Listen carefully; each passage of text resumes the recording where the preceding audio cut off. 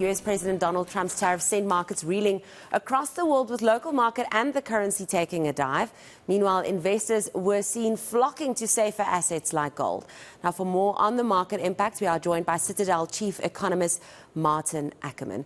Maarten, thank you so much for joining us this morning. Let's just start with the rand. It was nearing 19 rand against the US dollar early yesterday. It did recover to around 18.75 when I checked. But could we expect more volatility? Yeah, I think, good morning. Yeah, where we are right now, given what's happening in the world and also our own issues locally with all that uncertainty still in the pipeline, the rand is not going to be happy. So I do think we're in for significant rand volatility until there's more certainty in terms of the outlook going forward. It is interesting to note that the rand weakness was probably more as a result of our own issues. So if you look at what the rand did after the vote in Parliament earlier this week around the budget, the rand actually took a bigger knock compared to what it did after Trump announced those tariffs. So the political environment currently has got a bigger impact on the rand.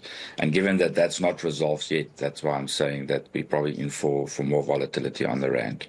I was just about to ask you, how much should we be attributing to Trump's tariffs and how much to the local issues with the GNU and the budget? Is there a percentage point that you can sort of give to each of them, 50-50, 60-60, or do local issues weigh heavier?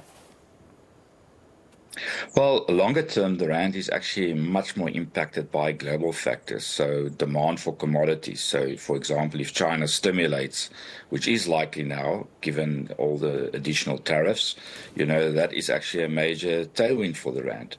If the US cut interest rates, which might also be a possibility now, capital flow out of the US, which is also good for the rand. So longer term, the rand very much react on global factors rather than political factors.